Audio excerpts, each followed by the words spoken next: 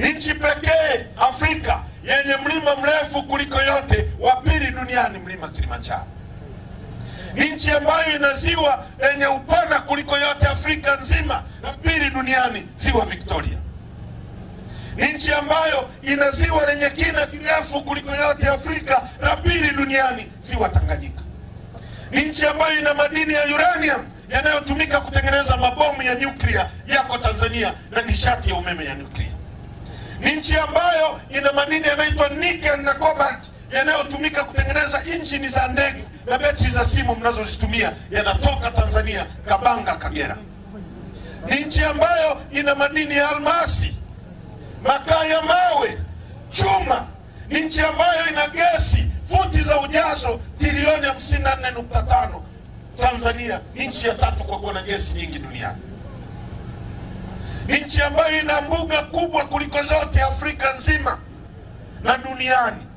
Ukichukua mbuga zetu, ukichukua Seru, Ngorongoro, Katavi, Manyara, Ruaha, National Park zote ukiziunganisha kwa pamoja ni kubwa kuliko nchi ya Rwanda na Burundi ukiziunganisha kwa pamoja. Kwa nini watu wetu ni maskini katikati ya utajiri? Kwa nini watu wetu wanalala njaa, wanalala kwenye nyumba za matope katikati ya utajiri? Kwa nini rasilimali zetu tulizonazo kwa wingi na nyingine wamekabidhiwa Waarabu na Wachina na Wazungu, kwa nini hazitumiki kubadilisha maisha yetu? Mwalimu Nyerere alisema hivi: ili nchi iendelee inahitaji mambo manne. Inahitaji watu tunao. Inahitaji ardhi, hayo kilomita za mraba laki 945. Nchi yetu ni kubwa. Ukichukua Kenya, Uganda, Rwanda, Burundi, ukiziunganisha kwa pamoja zina kilomita za mraba laki 890. Sisi peke yetu laki 945. Sisi ni wakubwa kuliko nchi ya Rwanda, Kenya na Burundi na Uganda ukiziunganisha kwa pamoja. Mwalimu alisema ili tuendelee tunahitaji mambo manne. Tunahitaji watu, tunahitaji ardhi, tunahitaji siasa safi na uongozi bora. Ardhi tunayo. Tukizungumza ardhi, ni ardhi hii na vyote vilivyomo, na misitu na dhahabu na makaa ya mawe na chuma na almasi na maji, ndio ardhi. Tukizungumza kuhusu watu, tuko milioni 63. Kinachokosekana kwenye nchi hii, ndugu zangu wa Masai, ni siasa safi na uongozi bora. Ndicho kinatufanya tuwe maskini. Tuko maskini sio kwa sababu Mungu alitaka tuwe maskini. Tuko maskini kwa sababu tunaongozwa na watu wajinga wasiokuwa na uelewa. Hebu fikiria hivi, watu wa Simanjiro. Nyie, kuna Tanzanite hapa. Uongo kweli? Inapatikana hapa tu. Uongo kweli? Inakuaje nchi ambayo ina Tanzanite peke yake duniani, alafu Wahindi ndio wanauza Tanzanite kuliko nchi yoyote dunia nzima? Inawezekanaje? Nchi inayouza Tanzanite kuliko nchi zote dunia nzima ni India, lakini Tanzanite inatoka Mererani peke yake kwenye dunia nzima. Mnaelewaje hilo jambo? Tungekuwa na serikali yenye akili, hivi viwanda vidogo vya kukata Tanzanite, rapidaries, ingeziweka hapa. Watu wafundishwe hapa namna ya kuchimba Tanzanite, namna ya kukata Tanzanite, namna ya kusafisha Tanzanite. Uwanja wa ndege huu hapa wa Kia, wazungu wanaohitaji Tanzanite wangetua Kia waje kununua Tanzanite hapa, waondoke, waache fedha hapa, mjenge majumba na mjiendeleze. Hebu fikiria hivi, fikiria hivi. Huu mji wenu Mererani umeanza kufa. Uongo kweli? Baada ya kujenga huu ukuta, huu mji unakufa.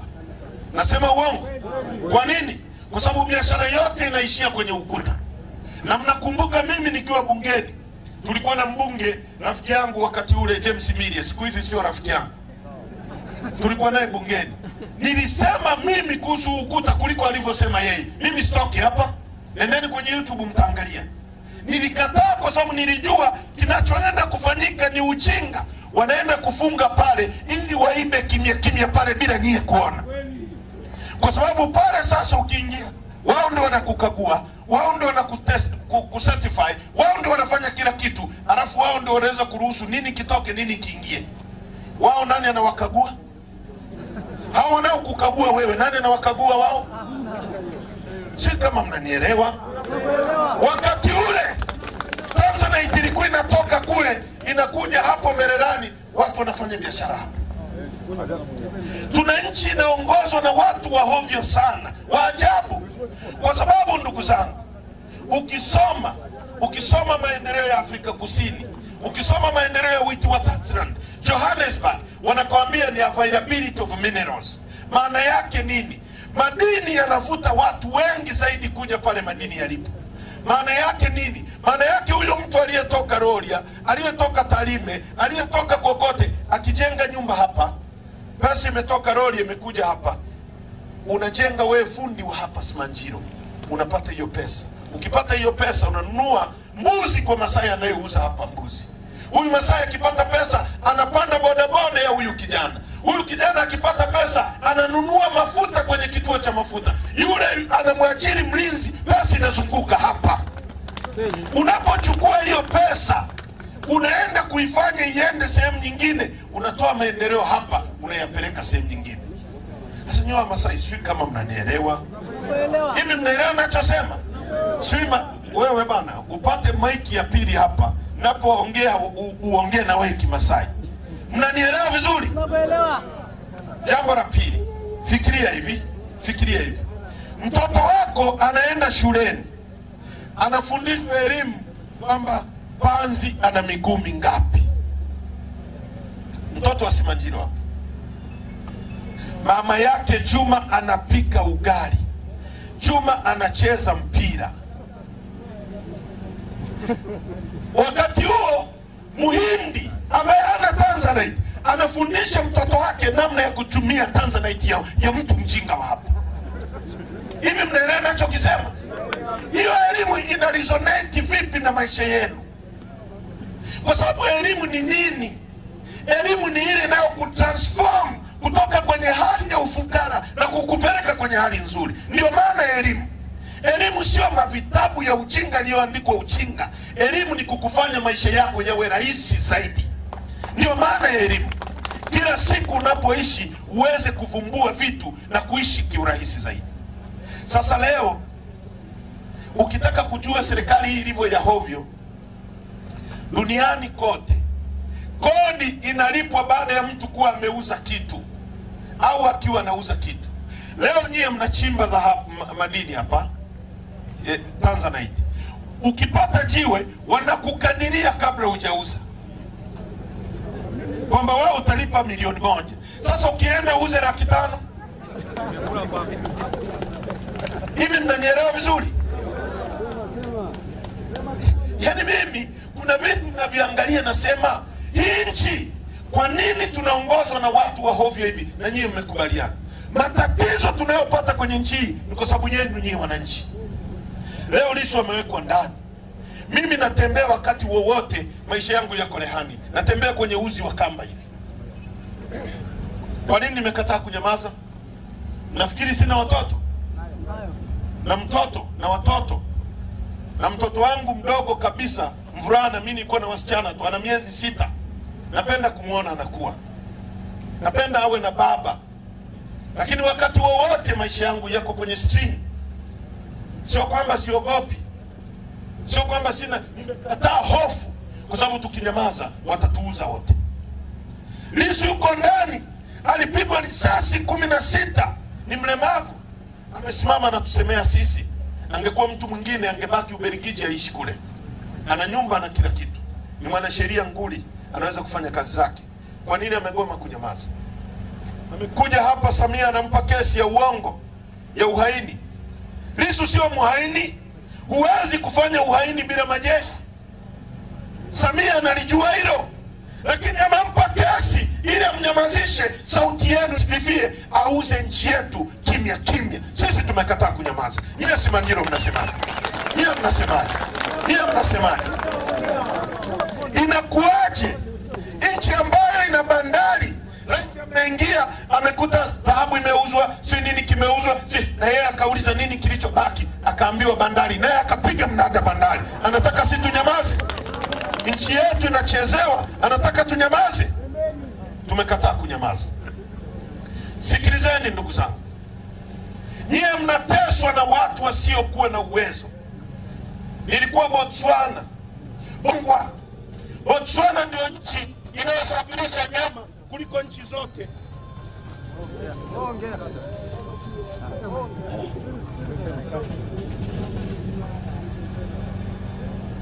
Mafuta yanaishaje?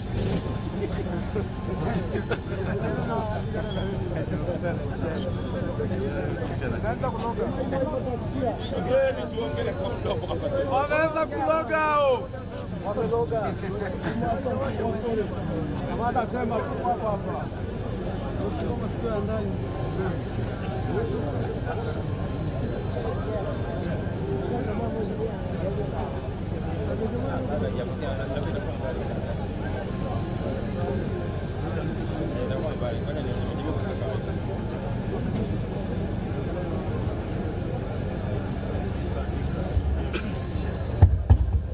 Sogeni bana, ili vyombo vikizimika wakati mwingine tupige hapa. Njoo hapa, sogeni mje hapa.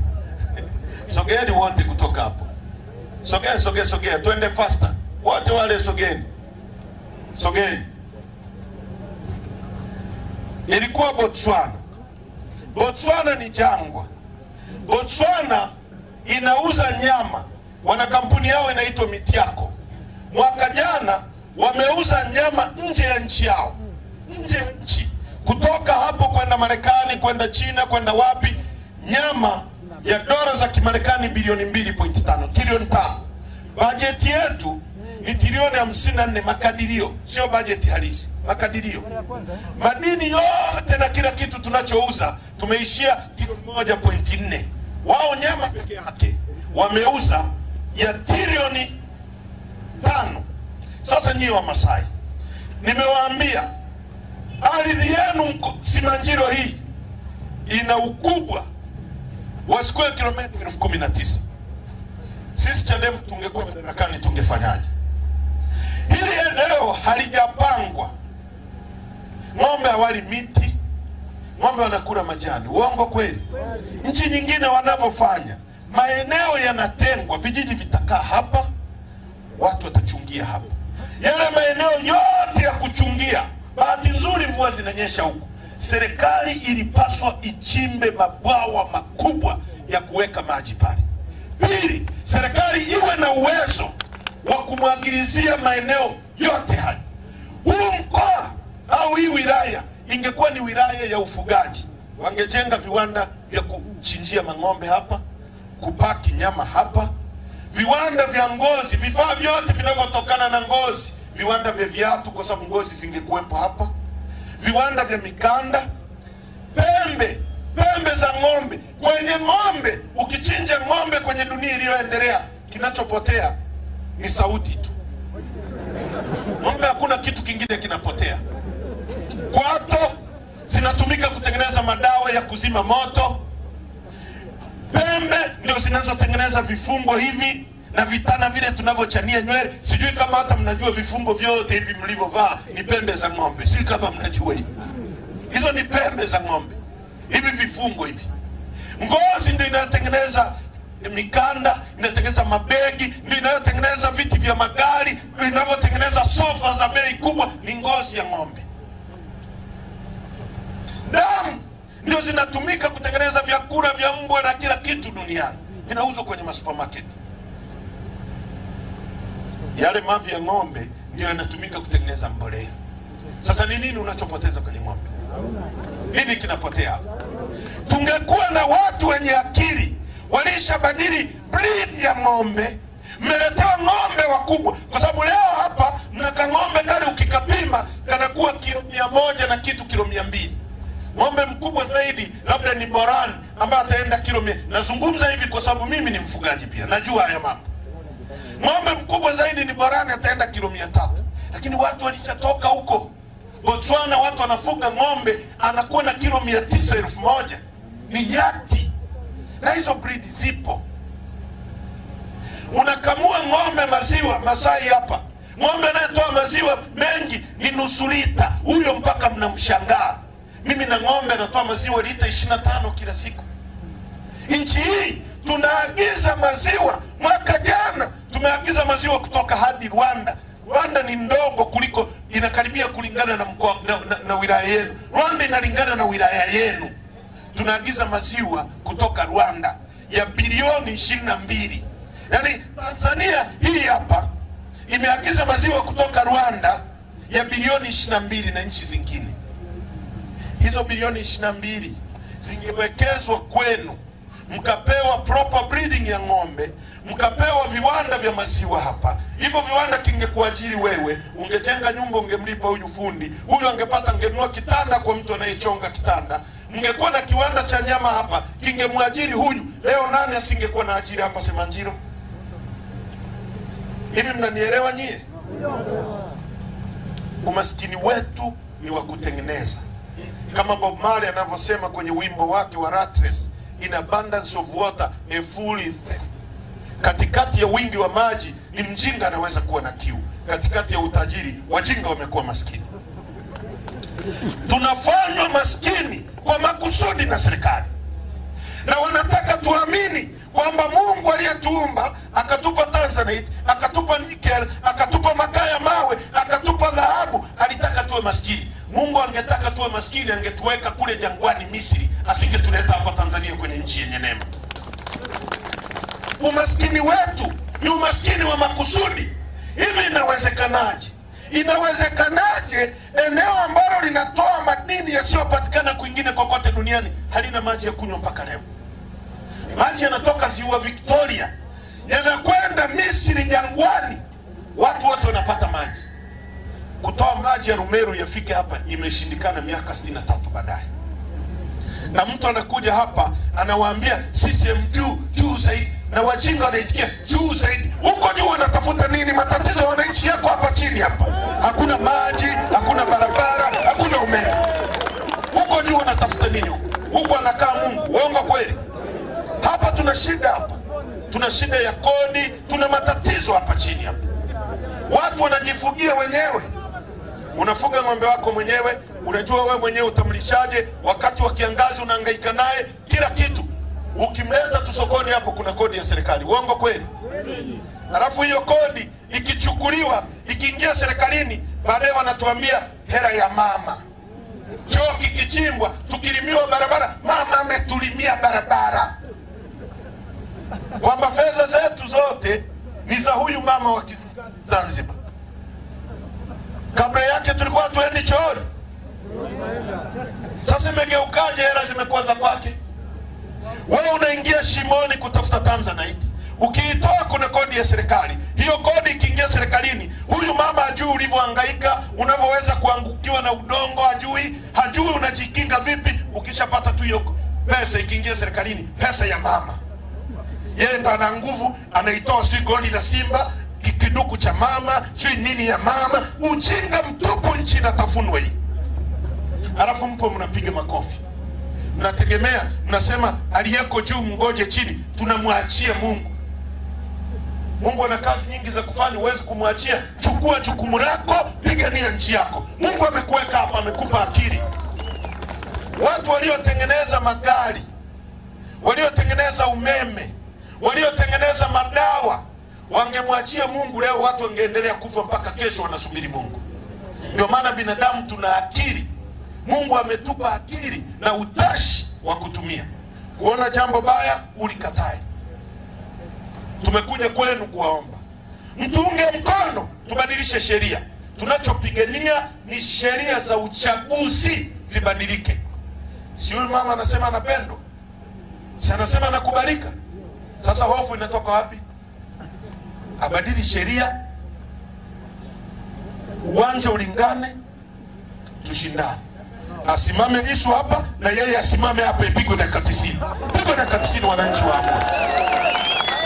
Saa 12 atakuwa kwao Kizimkazi. Uongo kweli? Hicho tunachotaka. Inawezekanaje watu wa Simanjiro mechi inachezwa kati ya Simba na Yanga, alafu refari ni Haji Manara? Hiyo mechi itakuwa, yaani mtu atachezewa faulu katikati, yeye atapeleka kwenye penalty wakati hata hakuchezewa kwenye box. Uongo kweli? Au eti watu wa Yanga simko Inachezwa mechi ya Simba na Yanga, alafu mshika kibendera Ahmed Ally, offside zote atasema ni magoli. Uongo kweli? Tena atamwambia mshambuliaji wake, baki kule kule, wewe akitupa tufunga, hakuna offside hapa. CCM wanatulazimisha twende kwenye uchaguzi watuibie. Sisi tumekataa. Yeye mnasemaje? Yeye mnasemaje? Mabadiliko kwanza, halafu tuingie kwenye uchaguzi. Na tumemwambia huyu mama, tuko tayari kukuongezea hata muda, ukae hata miaka miwili, sheria zote zibadilike, halafu tupige mechi once and for all, tuondoe nchi hii kwenye mikono ya manyang'au wa chizi hao. Sasa wao wanalazimisha, wanaunda na vyama vingine vikaragosi, wanavipa hela za serikali, wanafikiri hivyo vyama vitachukua nguvu za Chadema. Inawezekana kweli? Inawezekana kweli? Watu waliohongwa wanatushambulia kushoto na kulia, mara wanafuta ruzuku, mara sisi tumekataa kupiga magoti. Mimi na Lissu tumekataa kupiga magoti, kamati kuu yetu tumekataa kupiga magoti, chama chetu kimekataa kupiga magoti. Tunataka mabadiliko ya sheria, tushindane kwa haki. Sikilizeni ndugu zangu, nchi hii, uwanja wa ndege wa Kia huko hapa, watu wa Masai wanaokaa upande wa Hai wanafukuzwa kwenye maeneo haya.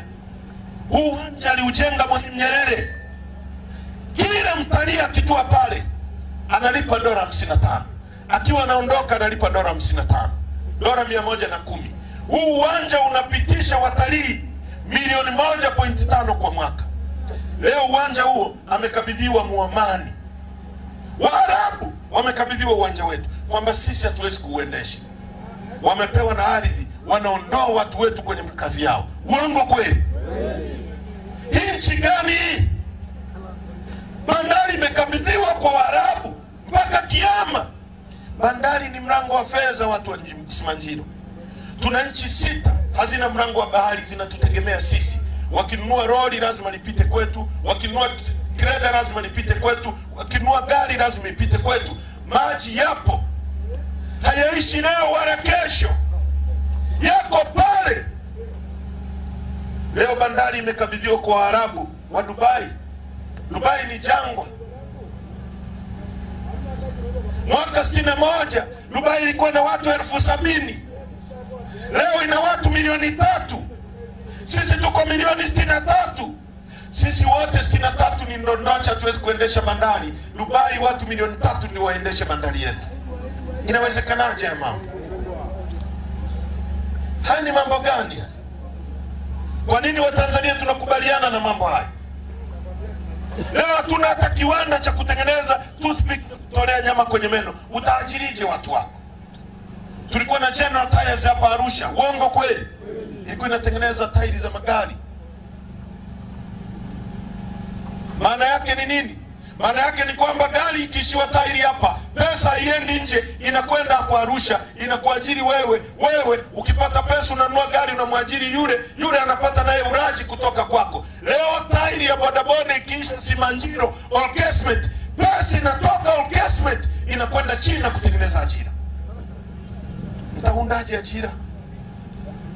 Kama tuna nchi ambayo Wasukuma wanalima pamba, Simiu, Geita, Shinyanga, pamba inatoka hapa wanauza shilingi 1,150, halafu inaenda India. Hiyo pamba inafungwa kwenye kikaratasi, ikija hospitalini gramu 25 tunanunua shilingi 10,000, wakati kilo nzima tuliuza shilingi 1,500. Nchi gani ambayo misitu iko hapa lakini toothpick tunaagiza China? Nyie mtapataje kazi?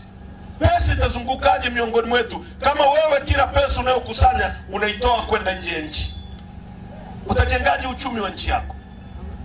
Tumekuja kwenu kuwaomba kwamba maisha yetu yanaweza kubadilika. Tunahitaji tubadilishe sheria zetu, tushindane kwa haki.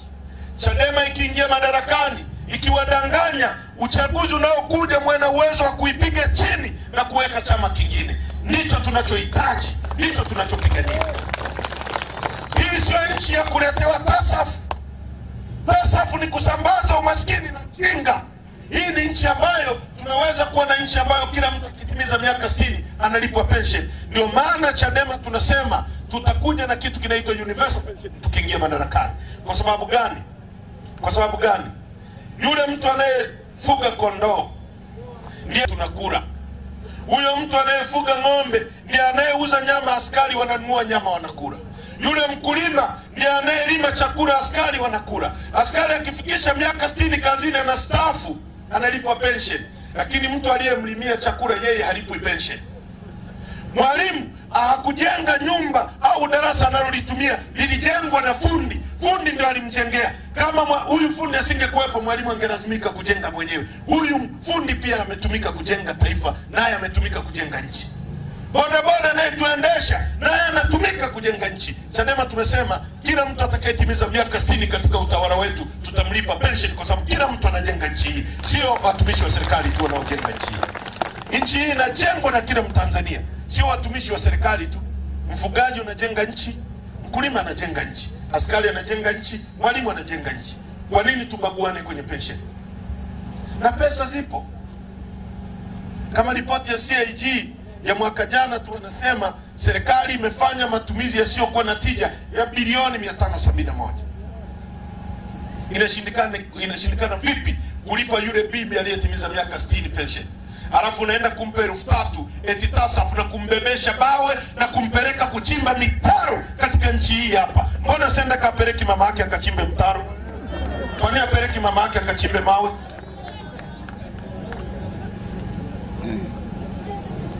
Hivi nyie mnanielewa ninachosema? Tunahitaji mabadiliko. Miaka 63 inatosha. Wameshindwa. Insanity is keep doing the same thing in the same way and expecting different result. Wenda wazimu ni kufanya jambo hilo hilo kwa njia zile zile na kutegemea matokeo tofauti. CCM walikuwa nawaambia hapa, na mwalimu alisema mtu mwenye akili akikuambia jambo la kipumbavu, ukikubaliana naye anakudharau. Yaani wewe una akili na mimi nina akili, na kuambia hiyo gari ni pikipiki, na wewe una akili timamu unaona ile ni gari sio pikipiki, ukikubaliana na mimi nakudharau. CCM kila mwaka anawaambia tuchagueni tutawaletea maji, hayaji. Mwaka mwingine anakuja na hoja hiyo hiyo, tutaleta maji hapa. Alikuja Mkapa, tutaleta maji, yamekuja. Miaka 10 yamekuja. Akaja Kikwete, tuchagueni Simanjiro tutaleta maji. Miaka 10 yake akagonga akaondoka, maji yalikuja. Akaja Magufuli naye na huyu mama atarudi, tutaleta maji. Sasa hapo mjinga nani kati ya nyinyi na wale wanaowadanganya? Wewe unayekubaliana na huo ujinga ndio mjinga. Kwa sababu mwalimu alisema mtu mwenye akili akikwambia jambo la kipuzi, ukikubaliana naye anakudharau. Na wanawadharau. Inakuaje unakuwa na afisa elimu ambaye analipwa mshahara na serikali asimamie ubora wa elimu, anapewa gari kama hiyo ya kwangu asimamie ubora wa elimu, alafu mtoto wake asomi kwenye ile shule, anakuambia nini? Wewe nakwambia nini? Hata neno la Mungu linasema hata waovu wanajua kuwapa wawapendao vilivyo vyema. Nani mtoto wake akimuomba mkate atampa jiwe, omba samaki atampa nyoka? Wanakuambia wewe mtoto asome kwenye shule hii ya kijinga kwa sababu haina elimu yoyote, yeye anapeleka mtoto wake kwingine. Kwa nini rais akiugua hapa asitibiwe kwenye hospitali hizi anazotuambia nimeboresha, ni nzuri? Kwa nini yeye hapendi vitu vizuri? Mimi ndio maana niliwahi kuwauliza bungeni, unasema uzalendo uzalendo, nikamwambia Mpango, onesha mfano wa huo uzalendo wewe. Kwanza wewe uwe mfano wa huo uzalendo. Tembea kwa miguu, usikae kwenye gari nzuri, usikae kwenye nyumba nzuri, kwa sababu wanakuambia uzalendo ni ujinga, ni umaskini. Uzalendo sio maskini. Uzalendo ni kutetea taifa lako. Uzalendo ni wewe kutaka na wewe uendeshe gari kama hiyo. Inawezekana. Tuna rasilimali za kutosha za kila mtu kuishi vizuri bila kubanana. Tuna rasilimali za kutosha kila mtu kuwa na kazi ya kufanya. Tunazo. Shida yetu ni mipango. Tanzania inatoka hapa inaajiri Wahindi milioni 6. 6 milioni. Tanzania hapa Tanzania haina hata watu hata hawafiki hata 200,000 wanaotegemea maisha ya Tanzanite. Hii Tanzanite ingetumika vizuri, ingekuwa zaidi ya London, ili eneo lote mpaka Arusha mpaka kaskazini yote kwa Tanzanite peke yake. Lakini watu ni maskini, utajiri unaondoka. Tubadilishe hali hii. Tuna uwezo. Hatutaki kwenda msituni, na tunamwonya Rais Samia asitumie power za msajili kujaribu kufuta chama cha wananchi ambacho kinapigania demokrasia. Tushindane kwa hoja. Hivi vitisho vya kutaka kuifuta Chadema havitufanyi tutetemeke. ANC ilifutwa na makaburu, na wakiifuta Chadema actually wanaifanya ipendwe zaidi na wananchi. Kama wanajiamini, tufanye uchaguzi huru na haki. Inakuwaje eti mwenyekiti wetu wa vijana yule pale, wakili wa mahakama kuu, anagombea kijiji, anakatwa eti hajui kusoma na kuandika? Mtu wa CCM darasa la 4 eti anajua kusoma na kuandika. Hii dhuluma yani imepita kiwango. Ni dhuluma ya kijinga. Hata ukiona askari wanaolinda hiyo dhuluma unajiuliza hawa ni watu wa aina gani? Tunatengeneza taifa la aina gani?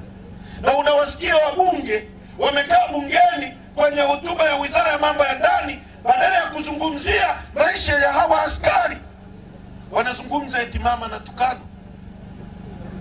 Mbunge analipwa milioni 18, akimaliza miaka 5 analipwa pension milioni 400. Mimi nilikuwa bungeni miaka 5 nikalipwa milioni 272. Huyu anafanya kazi miaka 30 anakuja kulipwa milioni 20, 25, 30. Hawa watu pamoja na kwamba CCM inawatumia vibaya, ni watu wa muhimu kwenye nchi yetu. Wanaitwa men in uniform kwenye nchi nyingine. Risasi ikipigwa hapa, sisi tunakimbia kwenda kule kuokoa maisha yao yetu. Wao wanakimbia kuifuata risasi watuokoe. Wamekula kiapo cha kufa ili watuokoe sisi. Wabunge wanakaa bungeni badala ya kusemea maisha ya watu hawa wanaolala pabaya, watoto wao wanaishi vibaya, badala ya kusemea mbunge bima yake anatibiwa mpaka Ulaya. Basi hata wangesema huyu bwana akipigwa risasi na majambazi warao atibiwe Aga Khan. Hawasemi. Wanachokaa kusema ni kwamba askari wapigeni hao, kwamba nyie ni wakusakizia tu kwamba piga Chadema, wakati kwenye maslahi yenu hawazungumzi kuhusu maslahi yenu. Nchi hii mbunge anakaa bungeni kwa siku analipwa shilingi 600,000 kama sitting allowance na per diem. Tulipokuwa bungeni unalipwa 420,000. Mbunge hakai bure, yani makalio ya mbunge haiwezi kukaa bila kulipiwa. Ndio hicho kitu kinaitwa sitting allowance. Analipwa 600,000 kwa siku, ambao ni mshahara wa huyu afande. Na ukiona hata hizi jezi uniform hizi zinaitwa uniform, zinapaswa zifanane. Sasa angalia, yule kijani zaidi kidogo, mwingine imepauka hazifanani kwa sababu sio uniform. Hawa watu wanateswa na CCM, wote tunateswa, na wanatumia hawa kutaka kutesa watu wanaowapigania. Msikubali. Badilikeni. Tukichukua nchi hii hatutoi askari Rwanda wala Burundi, tutawatumieni nyie, lakini tutawalipa vizuri ili mfanye kazi zenu vizuri. Sisi sio watu wabaya, sisi ni watu wema tunaotaka rasilimali za nchi hii kila mtu azifaidi. Tunataka uendeshe gari, inawezekana. Tunataka uwe na kazi ya kufanya. Haya ni maneno mabaya haya. Wewe mwana sisi hapa Simanjiro, tunaposema uletewe maji hapa tumekosea nini? Shida ni nini? Kwa nini wanataka kutuua? Kwa nini wasilete uchaguzi huru na haki, tushindalishe mawazo, wananchi muamue kwamba huyu ana mawazo bora zaidi ya kupeleka nchi yetu mbele? Kwa nini wasifanye hivyo? Kosa letu ni nini mama? Haya maneno tunayosema ni mabaya. Tunataka mtoto wako arithi nchi nzuri Mungu aliyotupa. Tunataka Wamasai wawe na eneo zuri la kuchungia. Tunaagiza ngano kutoka nje ya nchi ya bilioni 560 kwa mwaka. Hapa Basotu Mwalimu aliweka mashamba ya kulima.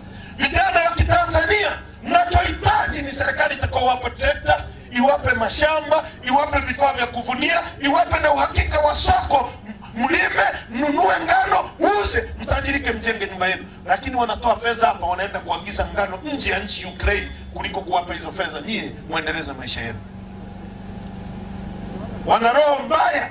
Kwa Kikuria tunaiti chinyani. Yaani wewe umekula umeshiba, alafu kuna chakula kilichobaki unachukua mchango na kimwagia ili mwingine asile, alale njaa. Ndicho wanachofanya. Ndio maana Askofu Gwajima amehoji kuhusu watu kutekwa, watu kuuawa. Badala ya wabunge kumuunga mkono Gwajima, wanamshambulia. Wanasema kwa nini ametaja jina la mtoto wa Mama Samia, Abduli? Kwani Abduli ni binadamu kuliko wewe? Kwamba wewe ukifa, Beni Sanane akifa ni mbwa amekufa, lakini Abduli kumtolea mfano tu haifai. Nchi gani? Kwa nini tumefika huko? Nchi sio ya Samia, ni nchi yetu sote. Kila mtu ana kipande chake hapo. Uongo kweli? Tusikubaliane na hiyo hali. Jiungeni na chama chetu. Kipiganieni, kichangieni. Na hapa kwa sababu wamefuta ruzuku, tunahitaji wananchi nyie ndio mchangie chama ili message itoke hapa, iende Kilindi, iende Tanga, tufikie kila mtu, tubadilishe nchi yetu. Tunahitaji 1000 yako 500 kila mtu. Kwani ukitoa shilingi 1000 utakufa? Utashindwa kula? Ukitoa shilingi 500 au 10,000 kuchangia chama hiki utashindwa kuendelea? Tunahitaji mabadiliko na kila mtu anastahili mabadiliko nchi. Hivi vyote tutaviondoa tukiingia madarakani. Kwanza tutaangusha hilo liukuta litoke hapo ili tutengeneze mazingira yao vizuri. Huo ni ujinga tu. Nikilizungumzia sana tutakuwa mimi nilipinga huo ukuta. Ingieni kwenye YouTube. Niliwaambia madini hapa hayaibiwi kwa sababu hakuna ukuta. Ingieni kwenye YouTube. Sikilizeni hotuba yangu. Nilisema. Kwa hiyo sikuliunga mkono, siliungi mkono leo. Tukiingia siku ya pili liko chini lote ili watu mchimbe hapo kwa wote. Na iko hivi, sikilizeni niwaambie. Kwa nini wanasema nyie hamwezi kuchimba? Wanasema kwamba hamna mitaji, si ndio? Si ndio wanachosema? Sisi tukiingia madarakani tutafanya nini? Mwaka jana ripoti ya CAG imesema serikali imefanya matumizi ya kijinga, yasiyokuwa na tija, amesema CAG. Kwa akisema matumizi yasiyokuwa na tija, ametumia kitu kinaitwa tafsida. Badala ya kusema naenda chooni, unasema naenda wapi? Sarani. Yaani unaficha ukali wa maneno. Kwa hiyo CAG ametumia tafsida. Badala ya kusema matumizi ya kijinga, akasema matumizi yasiyokuwa na tija. Bilioni 571. Tungekuwa na serikali yenye akili kwenye maeneo ya madini haya. Kwa mfano, unachukua shimo moja lenye Tanzanite au 2, 3, 4, 5, 10.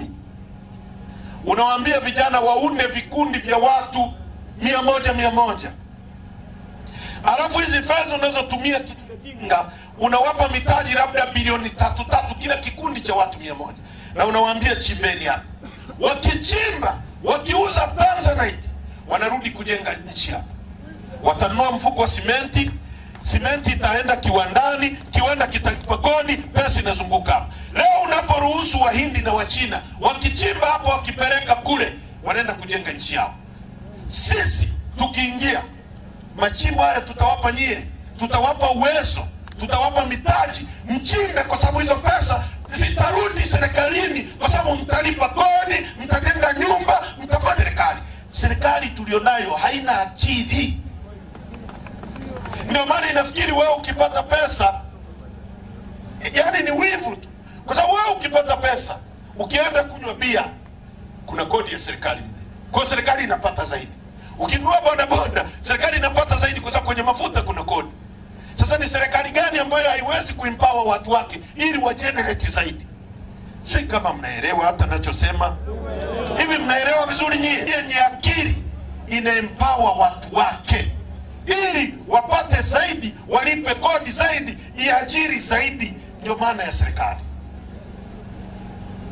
Simanjiro, tunawashukuru sana kwa sababu tuna mkutano hai. Tumeongea kwa muda mrefu. Tunaomba mtuunge mkono. Wangapi, na waandishi wa habari njoo hapa, Wangapi wanaunga mkono hoja ya chama ya no reforms no election? Nyosha mkono tu. Nyosha mkono tu. Wote wanaunga mkono, nyosha mkono. Nyosha mkono. Wote mnaunga mkono. Wote mnaunga mkono. Haya, Simanjiro nikisema no reforms no election. No election. Masai sema no election. Haya, Simanjiro no reforms. Haitoshi. Simanjiro no reforms. No reforms. No reforms. Hiyo ndio kauli ya nchi na ndio msimamo wa nchi. Sawa sawa? Tunataka mabadiliko, tushindane kwa hoja. Sawa sawa? Haya, DJ, gonga One Love na tunahitaji hapa mchango kila mtu 1000, 2000. DJ, One Love.